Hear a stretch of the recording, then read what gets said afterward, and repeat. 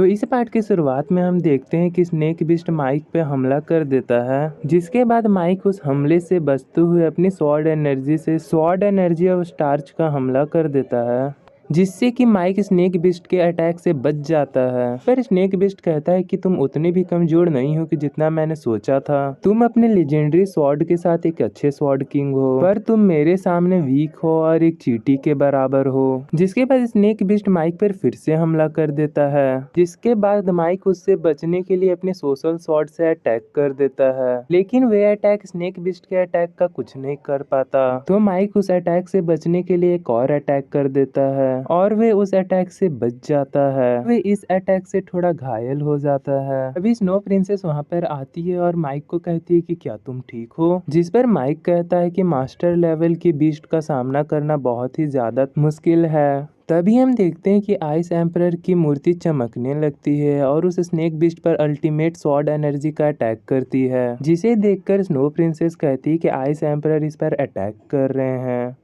जिससे कि स्नेक बिस्ट बचने की कोशिश करता है, पर वे नहीं बच पाता और 2-4 स्वॉर्ड इसके अंदर चली जाती है, जिससे कि स्नेक बिस्ट थोड़ा घायल हो जाता है। इन सब अटैक से बचते हुए स्नेक बिस्ट उस पर अपने एनर्जी बॉल से अटैक करता है, जिससे कि मूर्ति टूटने लगती है और वे अपने एनर्जी बॉल से माइक पर भी अटैक कर देता है, जिससे कि माइक अपने लेजेंडरी स्वॉर्ड से बचने की कोशिश करता है। जिसके बाद हमें ट्रेजर ग्राउंड के बाहर का सीन दिखाया जाता है, जहाँ पे ब्लड सोल एल्डर और एल्डर लुओ अपने स्वॉर्ड से फाइट कर रहे होते हैं। अभी एल्डर लुओ को पता चल जाता है कि ट्रेजर ग्राउंड में किंग लेवल का बीस्ट आ गया है और ये बहुत ही बुरा हुआ और आइस एम्परर की स्टैचू भी ज्यादा देर ये सब नहीं झेल सकती। तभी ब्लड सोल्ड एल्डर हंसते हुए कहता है कि अब तो आइस डोमेन की सील भी ओपन हो चुकी है और अब तुम्हारी पोती नहीं बच सकती, वे उन बिस्टों के हाथों मारी जाएगी। और अभी भी वक्त है, तुम मुझे बता दो कि आइस फोर्स स्वॉर्ड को कैसे कंट्रोल करते हैं, जिसके बाद मैं सबको बचाने के लिए तुम्हें यहाँ से जाने दूंगा। वे एल्डर लुओ से कहते हैं कि तुम क्या चाहते हो और वे अपनी स्वॉर्ड निकालकर एल्डर लुओ से फिर से फाइट करने लगता है, जिस पर एल्डर लुओ कहते हैं कि मैंने इसके बारे में अब तक कुछ नहीं सोचा। जिसके बाद वे एक दूसरे पर अपनी स्वॉर्ड से हमला कर देते हैं। लड़ते लड़ते ब्लड सोल्ड एल्डर अपने मन में सोचता है कि अगर मैं अपनी पूरी ताकत से आइस फोर्स स्वॉर्ड्स को ले लूं, तभी मुझे ब्लड गोल्ड स्वॉर्ड की जरूरत होगी ताकि मैं आइस फोर्स स्वॉर्ड को कंट्रोल कर सकूं। और क्योंकि मैं आइस फोर्स स्वॉर्ड को कंट्रोल नहीं कर सकता, इसीलिए मुझे एल्डर लुओ की भी जरूरत होगी। तभी एल्डर लुओ सोच रहे होते कि काश मेरी पोती और माइक ठीक हो।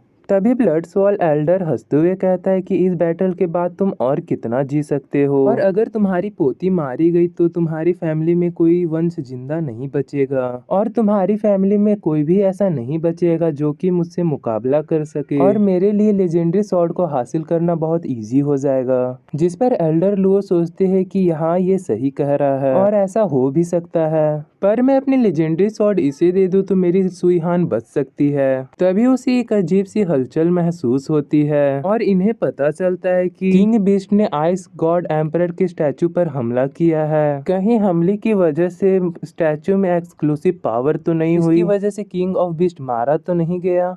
और ये इम्पॉसिबल है, ऐसा तो हो ही नहीं सकता क्योंकि वे आसानी से नहीं मर सकते। जिसके बाद एल्डर लो अटैक करने के लिए आगे बढ़ते हैं। जिसके बाद हमें ट्रेजर ग्राउंड के अंदर के सीन को दिखाया जाता है, जहाँ पर माइक अभी भी उस स्नेक बिस्ट से फाइट कर रहा होता है, पर वे स्नेक बिस्ट माइक पर भारी पड़ रहा होता है क्योंकि वे किंग लेवल का बिस्ट था। जिसके बाद स्नो प्रिंसेस माइक से कहती है कि मैं तुम्हारी मदद करती हूँ और वे एक फॉर्मेशन बनाती है जिसके अंदर वे माइक को ले लेती है। जिसके बाद वे अपनी एनर्जी माइक को देने लगती है। तभी माइक सोचता है कि स्नो प्रिंसेस ने आइस एम्परर की ताकत मेरे में डाली है, जो कि बहुत ही ज्यादा ताकतवर है और ये पावर्स काफी अल्टीमेट होती है। और स्नो प्रिंसेस अपने एनर्जी देने के बाद काफी वीक हो जाती है और वहीं पर बैठ जाती है।